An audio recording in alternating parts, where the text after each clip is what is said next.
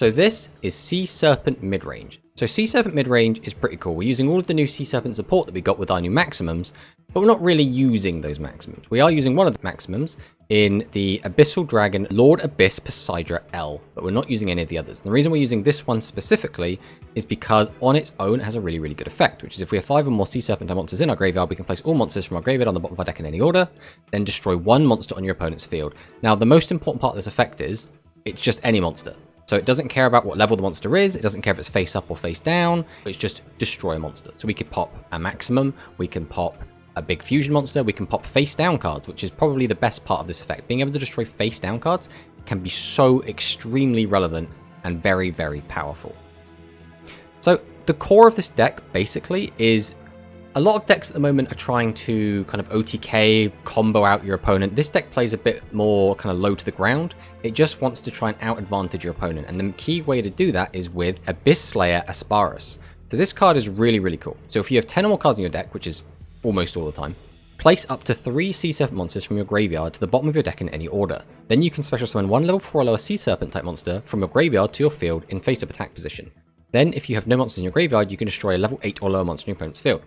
So, basically, when we summon this card, we'll summon out 2 monsters, probably Sea Serpents, tribute both of them to summon this. Then we can put one of those Sea Serpents back into our deck, summon out the other Sea Serpent, and basically tribute that off for another big tribute monster, which can be a really, really good tempo play. It lets us empty our hand and end on a really, really strong board.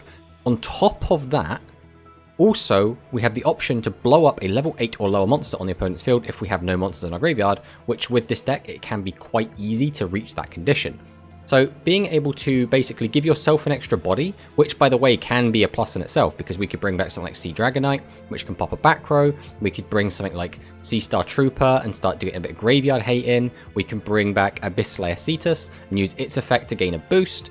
Quite often what ends up happening is you'll use Cetus to get a boost, then send it to the graveyard, then bring it back using Asparus and then kind of get the boost again, and it can be this really nice little combo.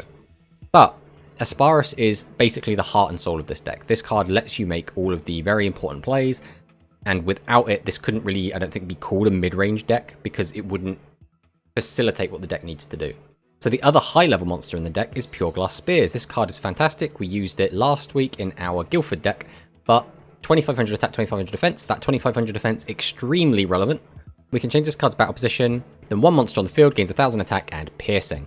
So it can make itself 3500, or it can make one of our other monsters 3500. The piercing is also extremely relevant, but 2500 defense is really, really important because if we set it, there are very few ways to deal with face down monsters, which again is why Poseidra L is so important, because without it, your opponent literally needs to have more than 2500 attack to get over this. And a lot of the best decks right now, although they can get to that stage, they don't really want to unless they're going for the win.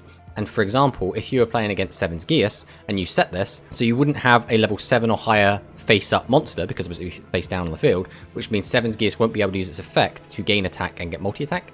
So they'd have to just make the Seven's Geas and then attack over this, which is really not where they want to be. And the same kind of goes with a lot of different decks where you don't really want to go for that game-winning combo until you guarantee that you have the win in the bag. So being able to set a big monster is really, really important in the same way that having a face-down defense position lurker can really stop a lot of decks.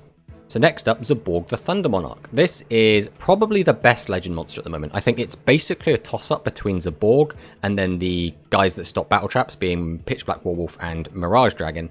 Zaborg is just a really cool card. 2400 attack on a 1 tribute monster is really, really good, and being able to pop any monster, again, any monster, so can also destroy face-down cards. Extremely important, as we've already gone over with Poseidra L. A lot of the time you can draw this card and just kind of win off it, and also because it's a 1 tribute monster with a lot of attack, that also means we can kind of get 2 other monsters, for example Pure Glass Spears and Asparus, and then fill up that 3rd spot with the Zaborg. Obviously another way this deck can do that is with Grand Extreme, but we'll talk about that in a minute. Next up, Darkglow Angler. So Darkglow Angler is pretty cool, 1200 attack. Send 1 Sea Serpent type monster from your hand to the graveyard. So again, really good to get rid of any bricks if we just got too many of these big monsters.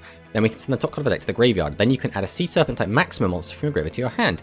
Now, again, Poseidra is a maximum monster, which means we can get it back from the graveyard using this card. So we can get rid of maybe something else that we don't need right now, bring back Poseidra, tribute 2 monsters, summon it, use its effect to shove our graveyard back into our deck, and then pop a monster. And just having effectively being able to tutor out a pop is really, really good.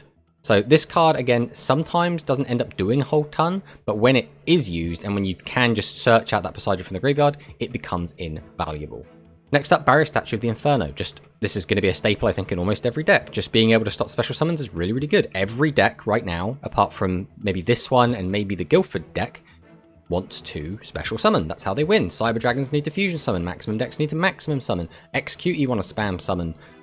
They all want to special summon. This one still, again, does special summon with things like the Grand Extreme, but special summons a lot less, so Barrier Statue hurts this deck even less, but again, I don't see a reason why you wouldn't be running this card.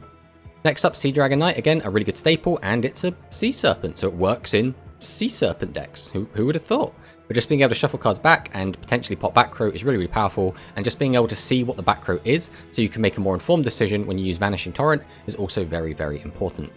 Next up, Abyss Blair Cetus. Really, really cool. So if your opponent has a monster on their field, send top card of it to the graveyard, so self-milling, obviously always going to be useful. One face-up Sea Serpent time monster on your field gains 400 attack to the end of this turn, then if you have no monsters in your graveyard, it gains an extra 600. So being able to gain 1000 attack is extremely relevant. That means you could boost itself up to 21 in the right situation.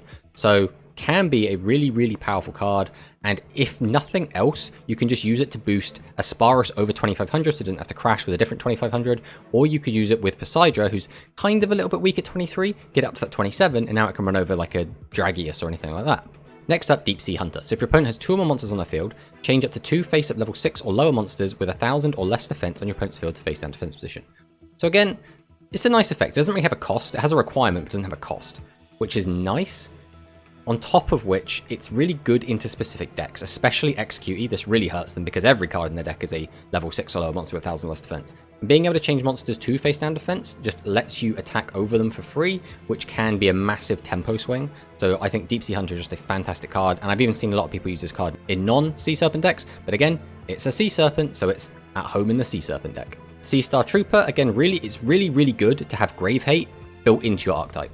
Being able to play Sea Star Trooper just without any kind of worry, because you're already playing the Sea Serpents. You need to have lots of Sea Serpents to make this deck work, so just having it there is really, really good. Being able to throw your opponent's 7's Rogue Magician back into their deck and keep them off that Wonder Fusion is really, really strong. So it's just, again, in archetype Grave Hate, really, really good. We really, really like that.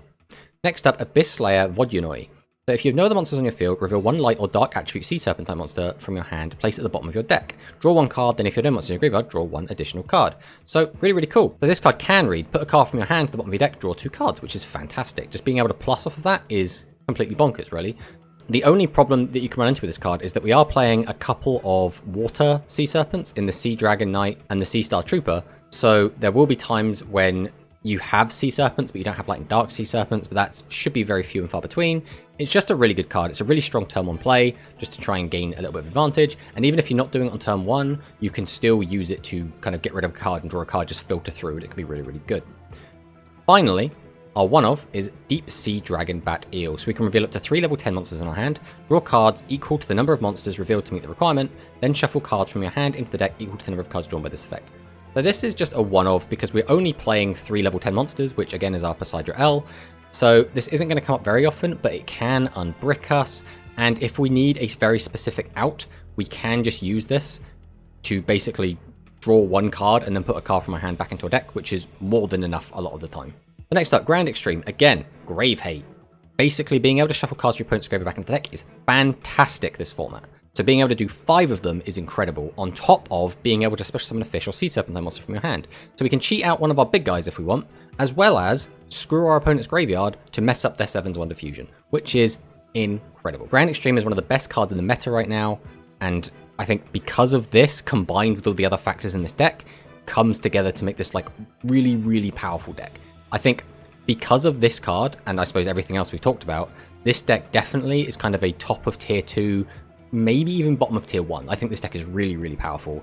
If anything, this deck feels too fair maybe to be in tier 1. It feels... It's not doing anything that's unfair enough. It's not blowing your opponent out. It's not just destroying them and getting a load of damage in and OTKing your opponent. You're not massively controlling the game. You're playing straight up Rush Duel. So next up, Vanishing Torrent, just to spell Trap Hate. Who doesn't love that? Just get rid of those pesky trap cards that might be in the way, or if your opponent's had to set some of their legends, or if they've had to set like spell cards for later turns just to get the hand empty, Vanishing Torrent, just pop them out of the way.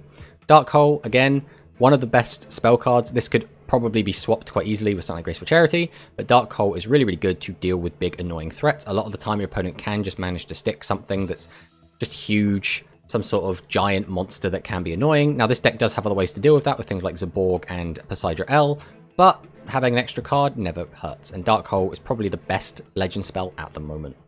Next up, Pot of Arrogance. Pot of Arrogance is a bit annoying because it stops us from using other spells, and this deck does have a few other spells, but this deck doesn't rely on its spells to win games, and our boss monsters are completely different levels. We have 7s, 8s, and 10s, which means we can't play any of the other draw spells. Next up, Nobody Scat Thief, probably the best generic trap card in the format right now.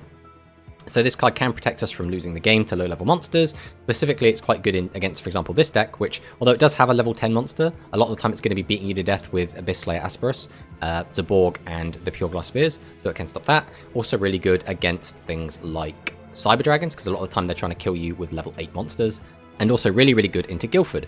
But it's also really good in just any deck, because, again, being able to draw 3 cards and then discard as many cards as you want is really, really powerful. Find what you need quicker, throw away cards you don't want, blank the next few draws if they're all going to be useless. Really, really powerful card. Next up, we have a fantastic Sea Serpent trap card. So when your opponent normal summons a monster while you have 2 or more face-up light and or dark Sea Serpent monsters on your field, destroy that normal summon monster. Then if you have no monsters in your graveyard, destroy all face-up monsters on your opponent's field. So this card can be a little bit telegraphed, because if you have to have 2 face-up light and dark Sea Serpents, so a lot of the time you just have to kind of like normal summon your Wimps that you wouldn't otherwise do. So for example, like Vodyanoi and Cetus, even though you're not planning on doing anything with them, so your opponent's going to be like, huh, why did he leave those both in attack mode? That's a bit weird. But being able to pop a monster on normal summon is really, really good. It can shut off your opponent's plays. If they're maybe going for a fusion play and they need to get out one of the materials, you can stop that right there and then. If they're about to summon something like Amazing Dealer, you can cut that off. If they're about to summon Sea Dragon Knight and maybe mess with your play, again, you can pop it with that. It's just a really, really good card. And I think if more archetypes had these like really powerful in-archetype traps, you would start to see more traps being played. But because we actually do have decent traps, again, we're playing a higher trap count of 5 rather than the usual of like kind of 2 or 3. But I guess that's more combo-oriented decks, so this isn't really much of a combo deck. Finally, Magic Cylinder, the best card in Rush, the best trap in Rush. It is fantastic. Blow out your opponent, steal the game. If your opponent knows this is there, they have to play around it. Even if they don't, they still kind of have to play around it. The amount of games that I have gotten to the situation where I could have won a couple of turns earlier, but I've been like, oh, if I use my effect to boost my attack up, then I'll just lose to Magic Cylinder. So you kind of have to play cautiously around it. So Magic Cylinder, fantastic card. And I don't see a reason to play anything else except maybe Torrential Tribute, and that's just to deal with the decks that turn off your battle traps, such as things like Mirage Dragon, Pitch Black Warwolf, and the maximum version of Sea Serpents with Poseidra, which turns off your battle traps. So the side deck is basically just anti the big 3, I guess. This is anti Sea Serpent Maximum, anti 7's Wonder Fusion, and anti Execute. Basically, all of these cards are in here to try and stop them. Aquila is really good into Executes, as is Prison. The Word Working and Backbeat are really good into 7's Wonder.